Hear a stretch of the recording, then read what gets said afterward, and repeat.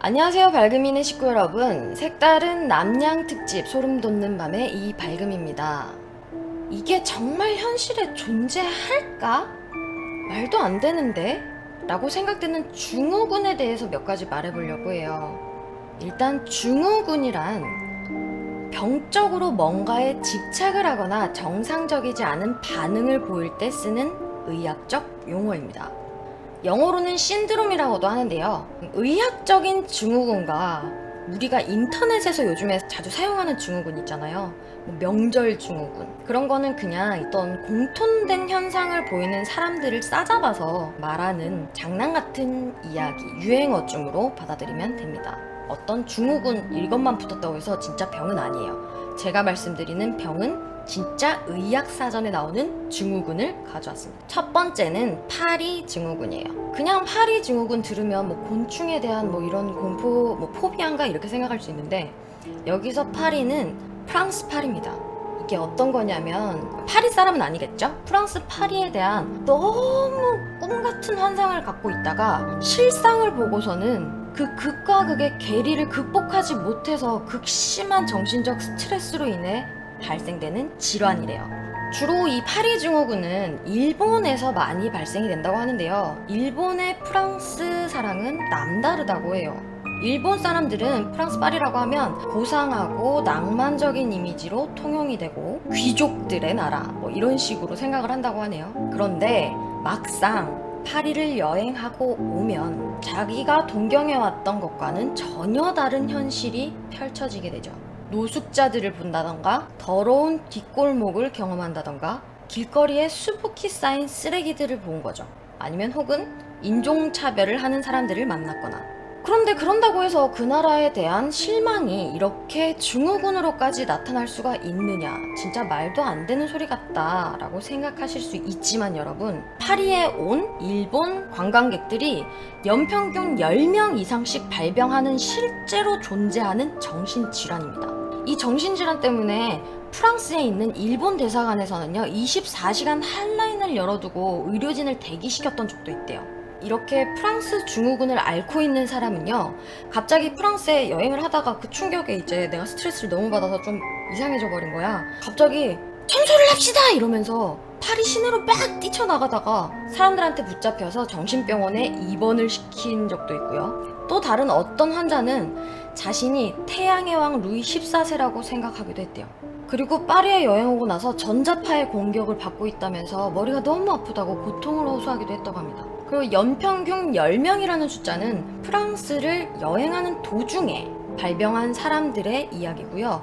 본국으로 돌아가서 치료를 받는 사람들의 숫자를 생각하면 더 많은 사람들이 걸린 증후군이에요. 진짜 어디 여행 가서 그 나라에 대한 실망으로 이런 증후군이 생길 수 있냐, 병이 생길 수 있냐 하시겠지만, 2016년 4월에 TV 서프라이즈에도 파리 증후군에 대해서 다뤘던 적이 있습니다. 일본 사람들은 프랑스에 대한 사랑이 많이 남다른가 봐요. 엄청난 충격을 받았었나 봅니다. 두 번째 이상한 증후군, 카그라스 증후군이라는 건데요. 프랑스 정신과 의사인 조셉 카그라스가 처음 발견을 했던 병이라서 이름이 카그라스 증후군이라고 부른대요. 이 증후군을 앓게 되면요, 자신이 눈으로 직접 보고 경험했던 것들이 모두 거짓이라고 부정을 하게 된답니다. 가장 대표적인 증상이요, 내 친구나 또 남편이나 주변 모든 사람들이 바꿔치기 당했다고 생각을 해요. 그러니까 얼굴은 똑같아. 내가 모르던 사람들이 내가 아는 주위 사람으로 변장을 해서 모두 바뀌어버렸다고 생각을 하는 거예요. 자신이 분명히 겪었던 과거의 사건에 대한 기억도 이건 내가 했던 거 아닌데? 전혀. 아니? 누군가 나한테 기억을 대체돼서 심어놓은 건데? 이렇게 말을 하기도 하고요. 심지어 자신의 과거 사진을 보고도 나랑 닮은 다른 사람이 내 흉내를 내고 과거에 찍었던 사진이다 라고 부정을 한다고 합니다. 이 카그라스 증후군은 뇌 손상이나 치매 등에서 유발되거나 조현증 환자들에게서 가장 빈번하게 발생을 하는데요, 일반적인 사람에게도 발생한답니다. 1991년에 원호과 패서라는 의사분들이 논문에서 카그라스 증후군을 앓고 있는 자신의 환자에 대해서 설명한 부분이 있어요. 거기서 보면 74세에 결혼을 한 여사님이 다른 병원 정신과 치료를 받다가 자기 병원에 다시 왔대요. 그런데 이런 증상을 얘기를 했대요. 자신의 남편이 내 남편이 아니다. 얼굴은 똑같은데 변장을 한 다른 사람이다. 이렇게 계속 말을 했다고 합니다. 그렇게 생각한 그 환자는 그 사기꾼이라고 생각되는 남편과 동침을 하지 않으려고 밤마다 문을 걸어 잠그기도 하고요. 아들에게 총기를 구해달라고 했대요. 그 사기꾼을 죽여야 한다면서. 그리고 환자가 남편을 오래전에 사망한 그녀의 아버지라고 믿기도 했다고 합니다. 내 남편은 이 사람 아니야. 우리 아버지가 죽었던 그 기억을 되살리면서 그거를 자기 남편으로 동화를 시켜버리는 거예요. 이 환자 같은 경우는 다른 가족들은 명확하게 다 구분을 해냈는데 유독 남편만 그렇게 바꿔치기 당했다고 믿고 있었다고 합니다. 그리고 또 한 명의 환자는 28살의 한 여성이었는데요. 23살 때 이제 카그라스 증후군이 처음 나타났고 의사를 통해서 치료를 받고 있었대요. 처음에 어떤 망상에 시달렸냐면 자기를 담당하던 담당 의사가 그녀의 장기에 어떤 손상을 입혀서 임신할 수 없는 몸이 됐다. 이런 망상에 시달리고 있었는데 치료를 하면서 많이 완화가 되었다고 해요. 그런데 퇴원을 하고 그녀가 8개월 후에 다시 입원을 했는데 그때는 더 상황이 심각해져서 누군가가 자신과 자신이 아는 사람들을 똑같이 닮은 복제를 만들었다. 나는 착한 면만 가진 것과 나쁜 면을 가진 아이 이렇게 두 개로 나눠져 복제되어 있다. 이렇게 철석같이 믿고 있더랍니다. 이 같은 경우는 정말 그 사람이 느끼기에는 갑자기 내 주위의 모든 사람들이 낯선 사람처럼 느껴지는데 얼굴은 똑같아. 그래서 다른 사람한테 얘기해도 믿어주질 않는 거야. 그런 상황은 자기는 진실이라고 생각을 하는데 그럼 얼마나 공포스러울까요? 이 병은 진짜 다른 사람들이 보기에도 안타깝겠지만 자기 자신이 느끼는 공포심은 엄청날 것 같습니다.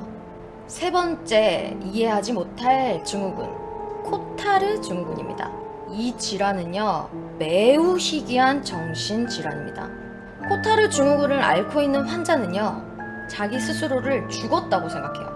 그래서 걷는 시체 증후군이라고도 이 병을 대체해서 말하기도 하거든요. 나 자신의 존재 자체를 부정하는 거예요. 내가 죽었거나 혹은 나는 지금 부패 중이다. 아니면 내 혈액은 다 응고된 상태다. 나는 심장이 없다. 이렇게 스스로 믿어버리게 된다고 합니다. 이 증세를 처음 발견한 프랑스 신경학자 쥘르 코타르의 이름을 따서 코타르 증후군이라고 부르는데 1888년 파리에서 강의를 하면서 이 증후군을 앓는 환자에 대해 이야기를 했었대요. 그 환자는 이렇게 얘기를 했답니다. 이 세상에 신은 없어. 악마도 없어. 나도 없어.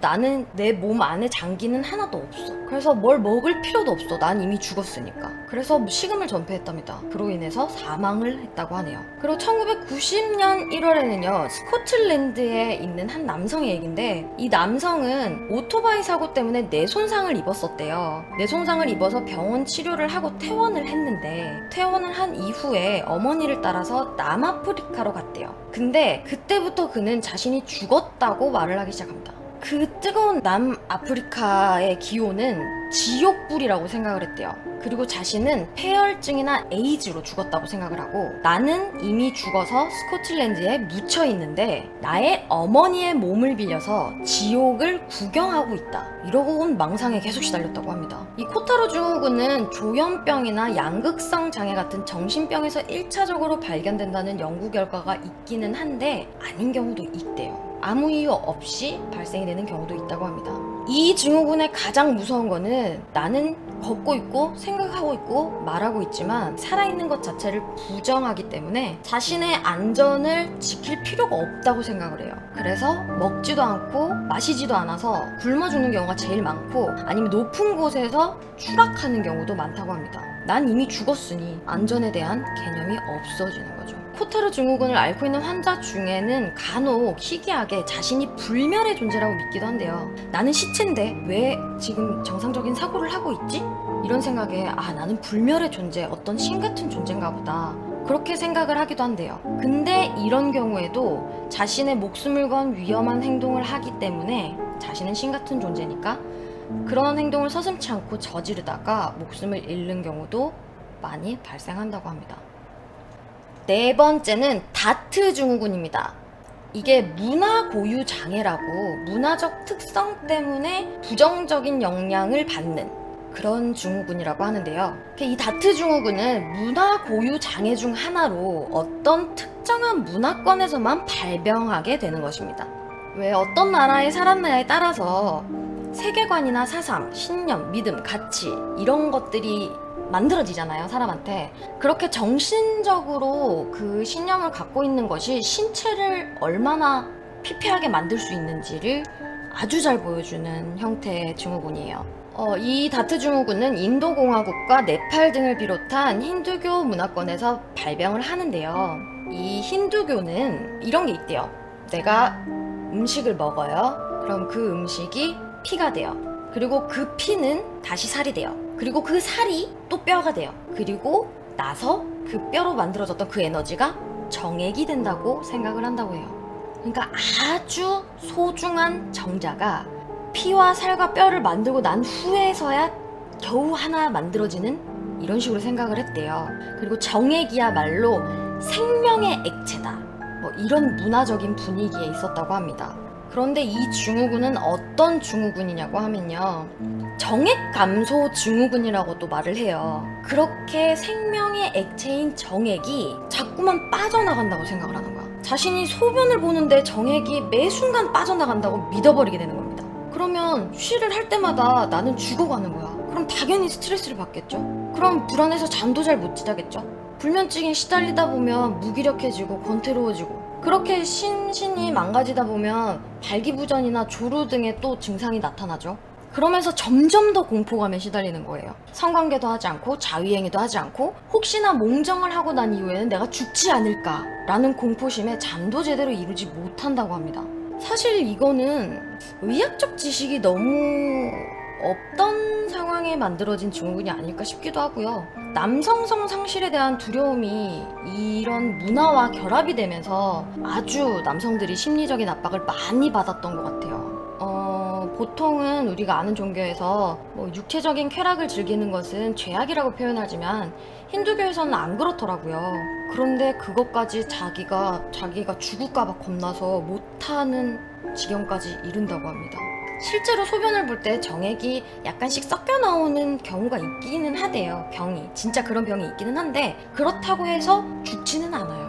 정액이 모두 사라졌다고 해서 그대의 목숨이 날아가는 건 아니니 마음을 편하게 가져야 나을 수 있는 병인 것 같습니다. 실존하고 있는데도 정말 그런 게 있어? 라고 생각되는 정신질환, 마지막은 클리닉한 라이칸트로피입니다. 이름이 굉장히 어렵습니다. 이 병에 걸리게 되면 자기 자신이 동물로 변했다고 믿게 돼요. 변신을 한다고 생각을 해요. 그래서 온몸에 진짜 털이 나고 손톱이 자라나고 발톱이 날카로워지는 그런 착시 현상을 보게 된대요. 스스로 동물로 변신을 했다고 생각해서 동물 울음소리를 내기도 하고요. 네 발로 기어다니는 행위를 하기도 한답니다. 전문가들의 말에 따르면요, 흔히 뱀파이어 영화에서 나오는 늑대인간, 그 늑대인간이 이 병에 걸렸던 사람들에 의해서 만들어진 이야기라는 견해가 있어요. 그 정도로 아주 오래전부터 이 병은 존재하고 있는 병이었습니다. 미국에서는 클리닉한 라이칸트로피가 정신분열증 중에 하나로 분류가 된다고 해요. 그리고 대부분의 환자들은 자신이 하이에나나 이런 늑대나 혹은 고양이, 강아지, 아니면 말, 호랑이 이런 등의 포유류로 변했다고 하는 경우가 가장 보편적이라고 합니다. 그래서 털이 났다고 생각하고 옷을 벗고 아우 뭐 이런 행위를 하고 네 발로 걸어다니고 한다고 해요. 아주 희귀한 케이스로는 간혹 자신이 파충류, 개구리로 변신을 했다든지 아니면 새라든지 뱀이라든지 벌이라든지 이렇게 변신을 했다고 믿는 사람들도 많다고 합니다. 근데 이것도 굉장히 위험한 게 무엇이냐면 자신이 진짜 변신을 했다고 믿기 때문에 동물로서 해야 할 행동들을 한다거나 인간으로서 하지 못할 행위를 할 수 있다고 믿는 경우가 많아요. 자신이 새로 변신했다고 믿는 순간 날아보려고 위에서 뛰어내리는 경우가 생기는 거죠. 그래서 목숨을 잃기도 하는